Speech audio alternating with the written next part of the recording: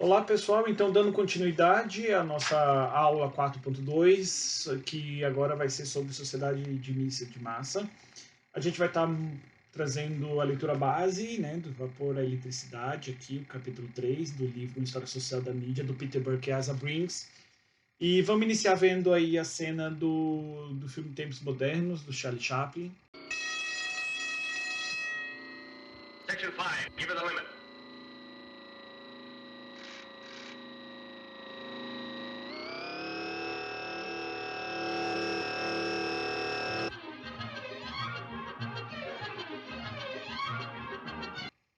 E que traduz de uma forma bastante cômica, né, algumas consequências sociais aí da Revolução Industrial. Particularmente, a gente consegue perceber aí uma relação até de precarização do trabalho, né, que a gente vê hoje, com a uberização, a iFoodização, essa chamada gig economy, né, essa economia de bicos. Mas o Charlie Chaplin estava trazendo de uma forma bem cômica e descompromissada, né, as críticas sociais desse momento da Revolução Industrial. E aí as cenas são interessantes, né? Porque a gente vê que o Chaplin ele está sofrendo aí com lesões de esforço repetitivo, né? O consumo dos seus músculos, da sua atenção, ele é engolido pela máquina, né? De fato isso acontecia, as pessoas eram engolidas, né? Amputadas, perdiam membros, amputadas, perdiam membros. E temos aí também as cenas e os apitos, né? E o controle do tempo pelo empregador, que observava inclusive o corpo do funcionário, né, para ver como ele poderia ser mais veloz. Essa aplicação da administração científica, que estavam ali a ideia do consumo, da psicologia, da economia e tecnologia, né, enfim. É aí que vão surgir, por exemplo, as áreas da publicidade, né, a ideia de você fazer, empregar técnicas para vender os produtos frutos da Revolução Industrial. Vão surgir os profissionais de relações públicas também, que vão estabelecer comunicação da empresa com a sociedade. Ah, e aí, obviamente, a gente consegue, ao estudar a Revolução Industrial, a gente consegue entender também o contexto do mundo de hoje, né? Parece que esse apito e esse controle do tempo pelo empregador não está mais hoje, né? Com os sistemas de metas da empresa, não é preciso mais isso. Mas um filósofo chamado Byung-Chul Han, que é um sul-coreano que é baseado em Berlim, na Sociedade do Cansaço, ele falou que, inclusive, hoje a gente internalizou essa exploração. Né? Ah, a gente produz porque a gente está internalizado esse sistema de metas, e quando a gente não produz tanto, a gente se sente culpado. Né? Então, estaria aí uma explicação dos aumentos das doenças neuronais. A gente vai ver que esse controle do trabalho, né, e o tempo no trabalho vai ser fundamental, inclusive a gente vai ver a cidade que tinha o tempo controlado pelas baladas ali dos sinos das igrejas, né? Agora passa a ser controlada por essa indústria, né? E aí esse apito na indústria passa a ser essencial para controle do tempo.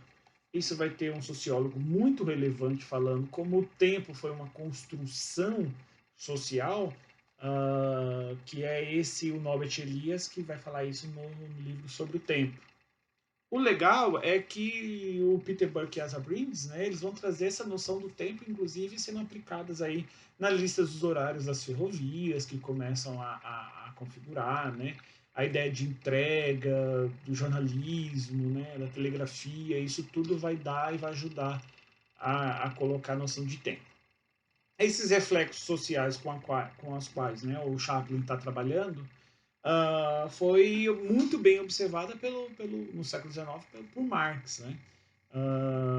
E aí o Marx ele vai principalmente no Capital, que não assustem, a gente está na universidade pública, né? A gente fala quando fala de Marx, a gente parece que está fazendo assim uma coisa meio comunismo, mas esse livro em particular ele é talvez um dos mais importantes estudos de economia e política que a gente conhece, assim. Eu acho que a questão da mobilização política partidária, né, mais comunista, está no outro livro, que é o Manifesto do Partido Comunista ali. Mas aqui é um estudo maravilhoso, né, dos reflexos sociais principalmente dessa revolução industrial, enquanto Marx estava observando isso um pouco mais tardio. Ele estava na Alemanha, né, então ele estava vendo isso depois que já tinha acontecido na Inglaterra e ele estava vendo aplicar isso na Alemanha. O que o Peter Burke e Asa Briggs desse livro vão colocar, e vai observar muito interessante, de uma forma muito interessante, é que o próprio Marx e o Engels, eles eram fervorosos comunicadores, eles percebiam, eles escreviam para os jornais, né? Então é interessante ele observar isso, né? Por quê? Porque o próprio Marx vai perceber que a mídia está envolvida nesse processo de persuasão. E aí eles vão falar isso na página 119, e nessa mass communication, né? Nessa comunicação de massa, que o professor Gustavo já trabalhou com vocês lá em teorias, né? Essa formação dessa sociedade de massa e de comunicação de massa. Inclusive, os autores vão colocar ali que os textos sobre economia vão ser tão vendidos quanto os religiosos, né, que é ali nessa época, porque justamente interessava o estudo sobre esse momento. É interessante também retomar uns aspectos da cultura de forma geral, né? A prosa mais criativa do século XIX desse período era o romance, né?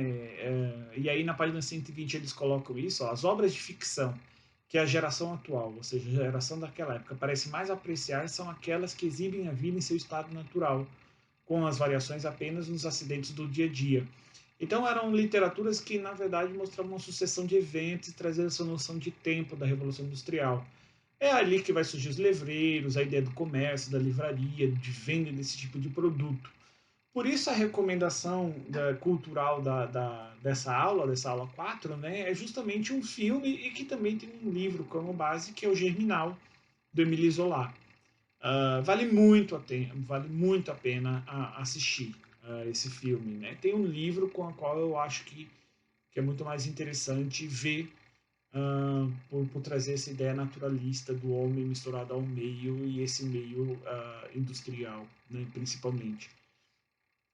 É ali que a gente vai ter a ideia de industrialização, né, mecanização do trabalho, isso vai se intensificando com o emprego dessas máquinas, mas principalmente quando a rainha Vitória, né, entra no poder, e aí ela vai financiar esse tipo de invento, de indústria, né? É por isso que a gente vai identificar nesse período que a gente vai falar de uma era vitoriana. Isso inspirou inclusive o design, né? Essas máquinas, esses motores, esses engines, né? Elas vão inspirar bastante um estilo que hoje inclusive é conhecido como steampunk. Da, é, Praticamente quase todas as tatuagens, aquela festa Burning Man no deserto nos Estados Unidos, elas têm muito desse estilo steampunk como inspiração, né? Mas não só, essa ideia desse maquinário vai inspirar também aí a ideia de emprego de robôs e robóticas e maquinários na indústria, né? E ali vai ter na página 122 ele fala sobre uma economia dessa maquinação, né, dessa manufatura, um texto do Charles Babbage, que é um dos pioneiros, inclusive, na computação eletrônica, né? Que ele vai perceber que trabalho de centenas de pessoas, de artífices ali trabalhando, né? Agora é feito pela operação de uma máquina só e ele vai elaborar essas reflexões. A gente já falou na última aula, né, no último bloco de vídeo, sobre essa concentração urbana, mas essa concentração urbana vai criar novas formas de comunicação coletiva e justamente o encontro e a participação dessas pessoas nesse ambiente vai criar os sindicatos e as mídias relacionadas a isso, os jornais locais. E aí na página 124 ele vai falar isso, né? Ó, processo de sindicalização e luta por melhores condições de trabalho, justamente quando o grande número de trabalhadores passam a ficar concentrados sobre o teto de uma fábrica e vai desenvolver novas formas de comunicação coletivas, né? E, consequentemente, articulações. Isso, como um reflexo social da Revolução Industrial, a gente vai ter aí uma produção de multidões urbanas, que aí às vezes são insufladas por líderes militantes. Percebam muito bem o filme do Fritz Lang, Metrópolis, que ele vai representar isso muito bem. E na página 124, né, ele vai começar a colocar, os autores vão começar a falar da sociedade de massa, essa noção de sociedade de massa que vai surgir, a ideia de estatística, né, da sociologia dos dados, de entender a massa a partir de dados estatísticos, Um dos primeiros usos de cartão perfurado e da computação moderna foi justamente para fazer cálculos estatísticos, os censos por Hollerith, por um personagem chamado, por um pesquisador chamado Hollerith. E a informática vai nascer um pouco desse contexto também, mas justamente ali a ideia do consumismo, né, na página 125, né, dessa sociedade de massa, de uma ideia para muitos. Né. As lojas de departamento vão surgir nesse contexto, e a gente pode localizar, lembrando do ano passado, o próprio cinema, né, como uma espécie de indústria cultural, né, feita para amansar essa massa urbana, né, feita para divertir, e o entretenimento aí para amansar, né, essa sociedade de massa. Até o surgimento da eletricidade, e aí o Peter Buck e Asa Brinks eles colocam nesse capítulo, né, uma gravura muito interessante, sugiro que vocês visualizem, né, que está lá na página 118. Eu não vou mostrar em detalhes, mas se vocês perceberem, é justamente o vapor e o vapor e o carvão, representadas aqui por duas figuras, e eles estão olhando um bebê que é um novo bebê que nasce, que é a eletricidade. Aí sobre isso a gente vai comentar então no próximo vídeo.